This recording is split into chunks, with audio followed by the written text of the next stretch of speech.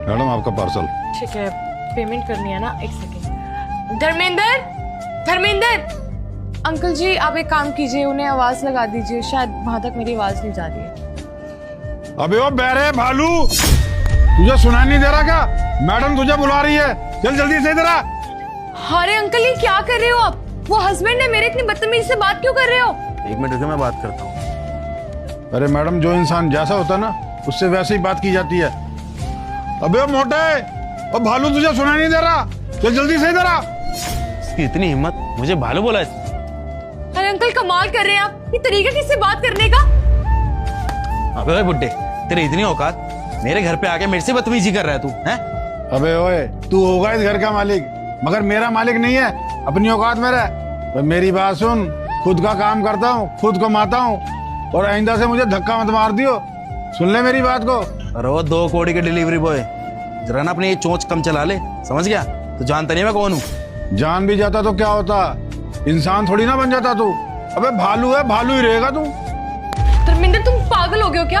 तुम इनके ऊपर हाथ उठाओगे? अगर तुमने इनके ऊपर हाथ उठाया ना, हमारे ऊपर पुलिस केस हो जाएगा। और तुम्हें पता है कि पुलिस वाले लोगों की बात पर ज्यादा यकीन करते हैं। तुम चुपचाप इन्हें इनके पैसे दो और अंदर चलो मेरे साथ। महक चुप हो जाओ तुम, इसने मुझसे बदतमीजी की है, जरा इसकी औकात तो बता दूं क्या है। सुन ले, जिस घर में तू खड़ा है ना, ये पूरा घर मेरा है, समझ में आया? तेरी कोई औकात नहीं है मेरे सामने खड़े होने की भी। तेरे जैसे लोग ना मेरे घर पे नौकर चाकरी का काम करते हैं, समझ में आया? तो बहस कर रहा खड़ा हो गया यहाँ पे। सही कह रहा तू, तूने तो अभी तक नौकर ही रखे हैं, तभी तो तेरी ये हालत भालू जैसी है।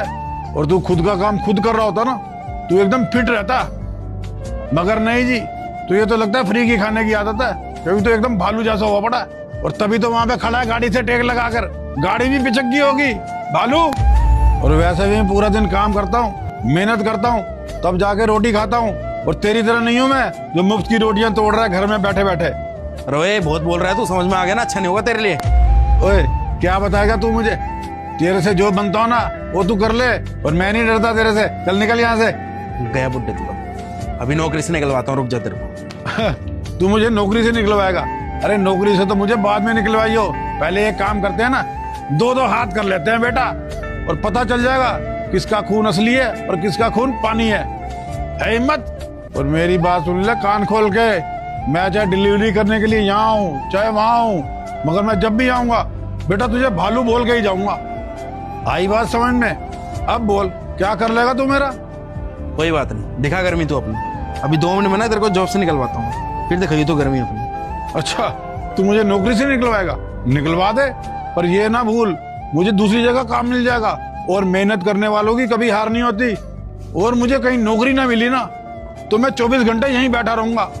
और तू मेरे सामने से जब जब भी निकलेगा ना, तुझे मैं ओ भालू, ओ कलुए, ओ मोटे ऐसे बोलूंगा तुझे। अब तू बता क्या कर लेगा मेरा? अंकल आपको शर्म आनी चाहिए।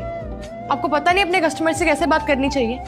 मुझसे आपकी कंपनी पे हैरानी हो रही है, कैसे लोग काम पर रखे हैं जिन्हें बात करने की तमीज तक नहीं है। अरे मैडम जी, मुझे ना समझाइए कि किसी इंसान से कैसे बात की जाती है। जो इंसान बदतमीज होता है ना, उसके साथ ऐसे ही बात की जाती है। अबे तू पागल वागल है क्या बुड्ढे, हैं? ऐसा बोल क्या दिया मैंने तेरे को जो इतनी बेइज्जती करा जा रहा है? तेरा सोसाइटी में इधर उधर देख ले, तेरी वजह से ना तमाशा बन रहा है मेरा यहाँ पे। खुद की तो इज्जत है नहीं, मेरी और खराब कर रहा है। अच्छा, मैंने आपको इतना सा बोल दिया तो आपकी बेइज्जती हो गई? आपको याद है अभी आपने थोड़ी देर पहले मुझे क्या बोला था? बैठना है बुड्ढे, साला गाड़ी के पास खड़ा हुआ है, क्या है बे? साहब जी, मैडम का इंतजार कर रहा था, मैडम नहीं आई तो मैं थोड़ा देर टेक लगा के खड़ा हो तो गया। गाड़ी के पास टेक लगा खड़ा हो जाएगा क्या है? तो जा वहां पे। साहब गलती होगी, माफ कर दो। डिलीवरी कहीं की जान है। देखिए साहब जी, आपका भी कोई नाम है ना जो आपके माँ बाप ने रखा होगा, तो साहब उसी तरह मेरा भी एक नाम है। पर हम लोगों को लोग पता नहीं कौन कौन से नामों से बुलाते रहते हैं, उल्टा सीधा बोलते रहते हैं। ये बात तो अच्छी नहीं है ना। अबे वो डिलीवरी बॉय, अबे इधर आ, अबे साइड पे हो, क्या कर रहा है यहाँ पे? अरे हम भी तो इंसान है, मेहनत करते हैं, और मेहनत करके 2 वक्त की रोटी कमाते हैं। हमें भी तो इज्जत का अधिकार है। हम किसी के घर में डाका तो डालते नहीं, चोरी करते नहीं, मेहनत करते हैं, और उसके बावजूद भी हमारी कोई इज्जत ही नहीं होती है।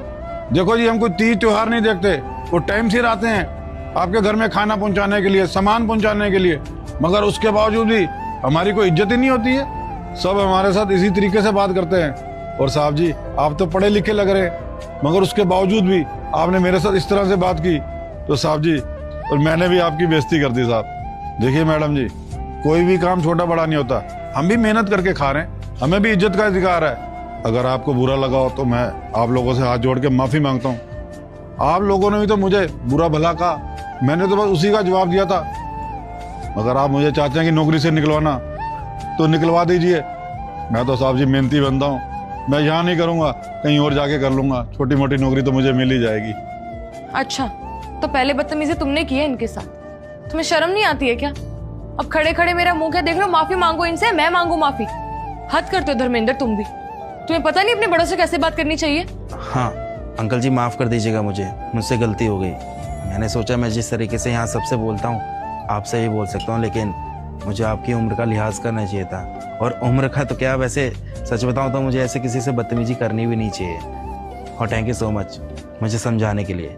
आपने शायद मुझे जिस तरीके से समझाया ना, मैं वैसे ही समझ पाता। और एक सेकंड,